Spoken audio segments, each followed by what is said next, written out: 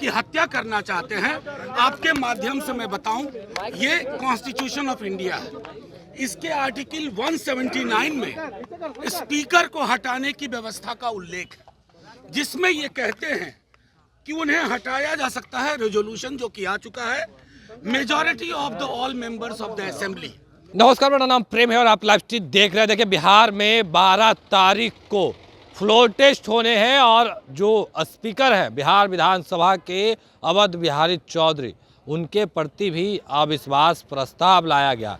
पर आरजेडी के लोग, महागठबंधन के लोग लगे हुए हैं कि किसी भी तरीके से जो स्पीकर है वो नहीं हटते। देखिए, कई राज्यों का उन्होंने उदाहरण भी दिया है और तमाम जो विधायक हैं उनके साथ लगातार मंथन हो रहा है। देखिए, अब एनडीए को खुली चुनौती मिल गई है। साफ शब्दों में कह सकते हैं कि मनोज झा ने कह दिया है कि आप लोग जो स्पीकर को हटाने का जो मैजिक फिगर है वो जुटा लीजिए। यानी कह सकते हैं कि अब विधानसभा में कुछ भी हो सकता है। देखिए, महागठबंधन के लोग भी तैयारी पूरी कर लिए हैं। हमने बात किया है, आरजेडी कोटे से राज्यसभा के सदस्य हैं मनोज झा, तमाम मुद्दे को लेकर बड़ा बयान दे रहे हैं। क्या कुछ कह रहे हैं, पहले हम आपको वो सुनवाते हैं। आप सब लोगों के माध्यम से कुछ महत्वपूर्ण पहलुओं पर मैं आपके बीच आया हूँ। ये विधायी पहलू है, ये संविधान के पहलू है। वो तमाम लोग जो एक लोकतंत्र को की हत्या करना चाहते हैं, आपके माध्यम से मैं बताऊं, ये कॉन्स्टिट्यूशन ऑफ इंडिया है। इसके आर्टिकल 179 में स्पीकर को हटाने की व्यवस्था का उल्लेख है, जिसमें ये कहते हैं कि उन्हें हटाया जा सकता है, रेजोल्यूशन जो कि आ चुका है, majority of the all members of the assembly. ठीक है, अब इसका इंटरप्रिटेशन आपको बताऊं, ये सुप्रीम कोर्ट का जजमेंट है। ठीक है, ये महाराष्ट्र का मामला है, ध्यान से देखिए। और ये नबम रेबिया अरुणाचल का पूरा मामला है। ये नबम रेबिया अरुणाचल का। मैं आपको चाहूंगा आपके माध्यम से कि तमाम स्टेक होल्डर्स जो कल से इस विधायी महत्वपूर्ण पहलू पर फैसला लेंगे, चाहे कोई हो, स्पीकर साहब हों, सीएम साहब हों, उनके एडवाइजर्स हों, वो ये दोनों फैसले पढ़ें। उस फैसले को मैं सबसे पहले अरुणाचल में बताता हूं कि स्पीकर को हटाने के लिए कितनी संख्या चाहिए। All the 10 members of the assembly, इसका मतलब है कि जो actual members of the assembly हैं, रहने वाले और वोट करने वाले नहीं, एक्चुअल मेंबर्स, यानी कि 243 में 122 चाहिए स्पीकर को हटाने के लिए। ये मैं नहीं कह रहा हूं, माननीय सर्वोच्च न्यायालय ने नबम रेबिया वाले मामले में 7 जज बेंच ने ये बात कही है। दूसरा मामला महाराष्ट्र का है, जिसमें आप सब एक बार गौर से सुनिए, इसको। उसमें कहा गया है कि जितने भी सदस्य हैं, उसका मतलब होगा इनको हटाने के लिए कि जिनके सीट वैकेंट नहीं है, उन सब के आधार पर गणना होगी। तो 243 में संविधान के हिसाब से, हालिया जजमेंट के हिसाब से, अरुणाचल और महाराष्ट्र के हिसाब से स्पीकर साहब को हटाने के लिए 122 सीट चाहिए। मैं सिर्फ ये इसलिए रख रहा हूं कि कोई इसमें पेच ना करे। गांधीवाद की बात करने वालों से भी आग्रह करूंगा कि कौन से गांधी पसंद हैं, करेंसी वाले गांधी या हेराम वाले गांधी। करेंसी नोट पे छपे गांधी के प्रति अगर सम्मान है तो आप वही करेंगे जो करते आए हैं, लेकिन अगर गांधी है तो आपको ये तय करना होगा कि ये फैसला इसी हिसाब से होगा। और हम सब एकजुट हैं लोकतंत्र बचाने के लिए।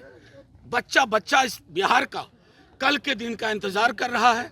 हमारी ओर से ये चीजें स्पष्ट है कि हम संविधान के दायरे में चलने के लिए मजबूर करेंगे।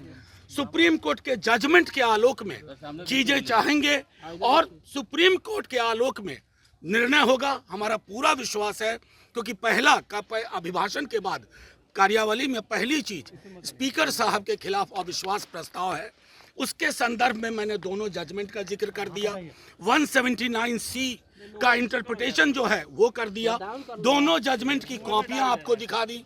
मैं चाहूंगा कि सरकार में जो एडवाइजर्स हैं और जो बड़े बड़े लोग हैं, स्टेक होल्डर्स हैं, वो सब गौर से देखें, पढ़ें इन फैसलों को और उसके आधार पर बिहार में और देश में लोकतंत्र के लिए एक संदेश दें। इंडिया के पास जो है, आप लोग कह रहे हैं जिस तरीके से एनडीए के पास नंबर है, आप लोग माहौल बनाए हुए हैं, आखिर इस माहौल के पीछे वजह क्या है? नहीं, देखिए, आप बिला वजह कह रहे हैं, माहौल हमने नहीं बनाया। आप अंदर में हम आपने रुकवाया है ना? नहीं, हम तो कम से कम कार्यशाला के नकली नाम से नहीं ले गए। हम तो अपने विधायकों, हम तो उनमें से नहीं जिनके यहाँ भोज में लोग नहीं पहुंचे। हमारे सारे विधायक, महागठबंधन दल के सारे नेता हैं, सब मेरे साथ खड़े हैं। ऐसी एकजुटता है और वो एकजुटता सिर्फ मैं इसलिए तो आपको संदेश मैंने सर्वोच्च न्यायालय के इस जजमेंट को आपके सामने रखने का उद्देश्य एकमात्र था। आप लोग कुछ भी इसका इंटरप्रिटेशन करें, सरकार को अविश्वास प्रस्ताव स्पीकर पर पास कराने के लिए सर्वोच्च न्यायालय के निर्देश के अनुसार 122 सदस्य चाहिए। हम उनको शुभकामनाएं देते हैं। आप लोग दावा पेश करेंगे सरकार बनाने के लिए? कल की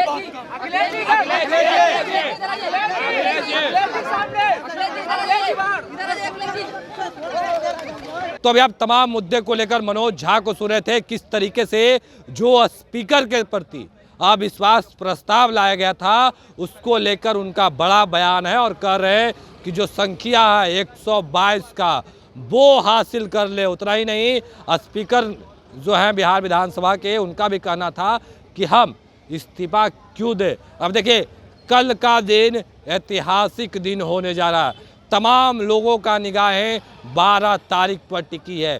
कांग्रेस के जो प्रदेश अध्यक्ष हैं वो भी तेजस्वी यादव से मिले हैं, राबड़ी देवी से मिले हैं और लालू यादव से मिले हैं। अब देखने वाली बात होती है कि क्या कुछ होने जा रहा है, क्योंकि कल का दिन अहम होने वाला है।